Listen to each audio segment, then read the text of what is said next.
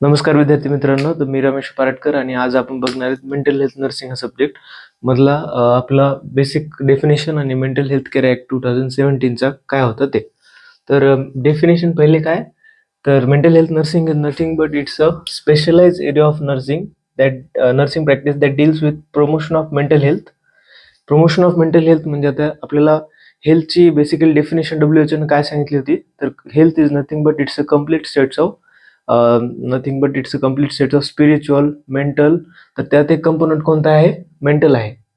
म्हणजे आपण not merely absence of disease, म्हणजे सपोज टू बी एखाद्या माणूस खूप दिवसापासून आजारी पडत नाही म्हणजे तो हेल्दी असं नाहीये. तर त्यातले कंपोनंट्स आहेत, स्पिरिच्युअल आहे, मेंटल आहे, फिजिकल आहे, सायकोलॉजिकल आहे, असे कंपोनंट्स आहेत. त्यातला एक मेंटल कंपोनंट आहे. So promotion of mental health, prevention of mental illness, care and rehabilitation of mentally individuals. म्हणजे पहिले तर प्रमोशन करायचं, जसं की आपल्या लेव्हल्स ऑफ प्रिव्हेन्शनमध्ये पण आपण सांगतो की डिसीज होण्याच्या अगोदर प्रिव्हेन्शन करायचं.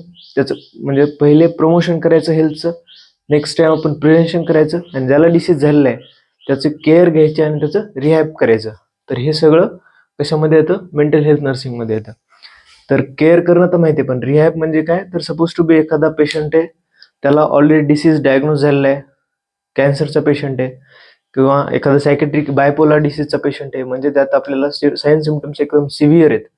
पण त्या पेशंट्सला आपण जसं अगोदर पूर्ववत स्थितीमध्ये पेशंटला आणणं, अगोदरच्या स्थितीसारखं, त्याला रिहॅबिलिटेशन म्हणतो. तर सिम्पली डेफिनेशन बघितली काय होती, तर promotion of specialise area of nursing practice that deals with the promotion of mental health, prevention of mental illness and care and rehabilitation of the mentally ill patients. So both in hospital and community, दोन्हीकडे पण आपण हे definition लागू करतो. तर आपण थोडंसं history बघूया मेंटल हेल्थ नर्सिंगची. कोणतं पण आपण म्हणतो की कोणत्याही गोष्टीचं आपल्याला समजून घ्यायचं असेल तर हिस्टरीपासून स्टार्ट करायला पाहिजे. तर स्टार्टिंगला कसं होतं, national mental health programme release झाला होता 1982 मध्ये.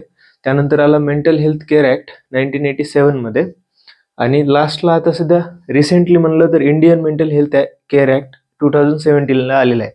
आणि प्रेसिडेन्शियली कन्सर्न म्हणजे आला एक्झाममध्ये असं विचारलं की लॉ कोणत्या साली आला, तर 2017 असेल. पण आपल्याला जर विचारले की प्रेसिडेन्शियली संसदेमधनं तो कधी मंजूर झाला, 7 एप्रिल 2017 असे येईल. रिसेंट मधला हाच एक लॉ आहे, मेंटल हेल्थ ऍक्ट 2017. त्याचे सिम्पली आपण फीचर्स बघूया. तर जनरली जे युनिव्हर्सिटी स्टुडंट्स अभ्यास करतात थर्ड इयरला, त्यांना जास्त नॅशनल मेंटल हेल्थ प्रोग्राम 1982चा हा मोस्ट प्रोबेबली येणार आहे क्वेश्चन आहे, LAQ साठी किंवा SAQ साठी. पण युनिव्हर्सिटी सोडून तुम्ही जर समजा कॉम्पिटेटिव्ह एक्झामची तयारी करत असतील मेंटल हेल्थ नर्सिंगची, तर त्यात तुम्हाला हे 2017 वर जास्त क्वेश्चन दिसतील. तर पहिलं फीचर काय आहे याचं, मेंटल हेल्थ नर्सिंग ऍक्ट 2017चं, तर पहिलं आहे डिक्रिमिनेशन ऑफ ए सुसायडल अटेम्प्ट. म्हणजे काय, तर हे जे पण मेंटली इल पेशंट्स असतील त्यांनी जर सुसायडल अटेम्प्ट केलाय तर तो पहिले हा कायद्याने गुन्हा मानला जायचा. परंतु ह्या ऍक्टने काय केलं, 2017 पासनं असं तरतूद दिली की जे पण मेंटली इल पेशंट्स आहे आणि त्यांनी जर सुसाईड अटेम्प्ट केला तर तो कायद्याने गुन्हा नाहीये. आणि हे कशासाठी, हे कोणत्या आपलं इंडियन पेनल कोड 309 जो आहे त्याला जुगारून किंवा त्याला ओव्हरकम करून हा ऍक्ट पास करण्यात आला. तर कोणत्या पेशंटसाठी, म्हणजे नॉर्मल पेशंट, नॉर्मल एखाद्या पर्सननं जर सुसाईड अटेम्प्ट केला तर तो क्रिमिनल आहे. बट मेंटली इल पेशंट आहे आणि त्याने जर सुसाईड अटेम्प्ट केला तर तो डिक्रिमिनलायझेशन आहे ह्या ऍक्टद्वारे, मेंटल हेल्थ ऍक्ट 2017. तर त्यासोबत त्या मेंटल हेल्थ ऍक्टमध्ये काही राईट्स दिले, काही अधिकार दिले मेंटली इल पेशंट्सला.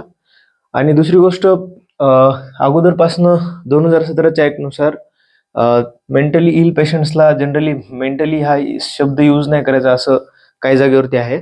तर त्याऐवजी आपण सायकेट्रिक पेशंट्स किंवा सायकेट्रिक इलनेस हा प्रॉपर शब्द आहे. तर त्यासाठी पहिला राईट काय, right to access the mental health care services.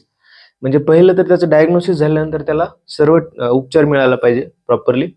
Protect the patient from inhuman activity. Inhuman activity म्हणजे आता गावाकडे कसं खूप सारे मिसकन्सेप्शन्स असतात की mental health care mentally ill patient जे असतात किंवा सायकेट्रिक पेशंट्सला भोंदूबाबाकडे घेऊन जाणं किंवा त्यांची मारहाण करणं, ह्या ऍक्टिव्हिटीज नाही व्हायला पाहिजे त्या पेशंट सोबत. हा एक अधिकार दिला. त्यासोबतच right to access the free legal services.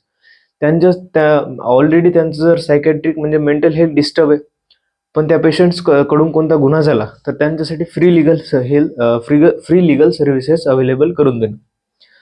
Advance directive म्हणजे आता यात काय तर हे गव्हर्नमेंट ऑफ इंडियाने असं सेटअप बनवायला पाहिजे की सेंट्रल लेवलला सेंट्रल हेल्थ ऑथॉरिटी पाहिजे, जे की ऍक्ट्स असतील किंवा जे राईट्स असतील त्याचे प्रिझर्व करण्यासाठी स्टेट लेवलला स्टेट मेंटल हेल्थ ऑथॉरिटी पाहिजे. हे गव्हर्नमेंट ऑफ इंडिया सेटअप बनवते.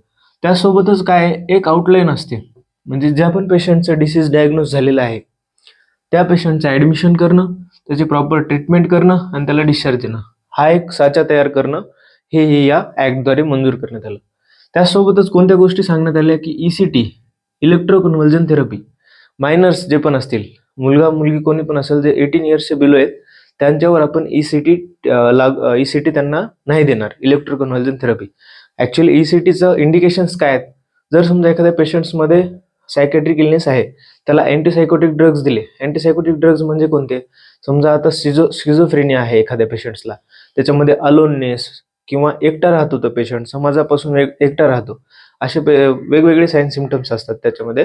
तर त्याला जर समजा एखादी ट्रीटमेंट देऊन गोळ्या खाऊन जर बरा नाही झाला, सिंपल भाषेमध्ये गोळ्या खाऊन पेशंट बरा नाही झाला तर त्याला शॉक देतो, परंतु शॉक नाही द्यायचा, कुणाला मायनर्समध्ये नाही द्यायचा. आणि दुसरी गोष्ट म्हणजे मसल रिलॅक्संट्स आणि एनेस्थेशिया न देता ECT नाही द्यायचा. पूर्वीच्या काळामध्ये ECT डायरेक्टली पेशंट्सला एनेस्थेशिया न देता, मसल रिलॅक्सन न देता दिला द्यायचा, तर त्यावरती बॅन आणण्यात आला.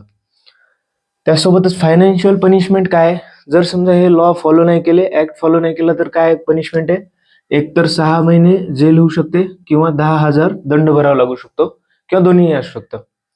आणि हीच जर चूक एखाद्याने परत परत केली, एक बार धोका खा चुका हूं फिर भी अगली बार खाऊंगा असं कोणी म्हणलं तर त्याला 50,000 भरावं लागणार आहे, 2 वर्ष जेल असणार किंवा दोन्ही पण असणार. तर हे झालं फायनान्शियल पनिशमेंट. त्यासोबत रिसेप्शन ऑर्डर म्हणजे एखाद्या पेशंटचं ऍडमिशन करणं आणि त्याची ट्रीटमेंट जर प्रॉपरली नाही झाली तर त्याला वॉर्डमध्ये परत ऍडमिट करणं, ह्याला रिसेप्शन ऑर्डर म्हटलं जाते. तर हे सगळं आपण बघितलं आता आज मेंटल हेल्थ नर्सिंगच्या एकदम बेसिक स्टार्टिंग बघितली, डेफिनेशन बघितली, त्यानंतर ऍक्टची थोडी हिस्ट्री बघितली, कोणता ऍक्ट कधी आला होता. आपण म्हणलं बाकीचे ऍक्ट तर ठीक आहे, एक नॉलेज म्हणून लक्षात ठेवा, पण सगळ्यात जास्त हा MCQ ला विचारला जातो. त्याचे सिम्पली फीचर्स बघितले, त्यात डिक्रिमिनेशन कोणत्या पेनल कोडनं ओव्हरटर्न करून केलेलं आहे, सगळ्या गोष्टी बघितल्या. फायनान्शियल पनिशमेंट कोणती, ECT कोणत्या पेशंट्समध्ये नाही करायचं हे पण बघितलं. तर असंच आपण आता उद्या हेच सिरीजमध्ये सायकॅट्रिक नर्सिंग कंटिन्यू ठेवूया. लास्टपर्यंत व्हिडिओला बघितल्याबद्दल थँक्यू सो मच.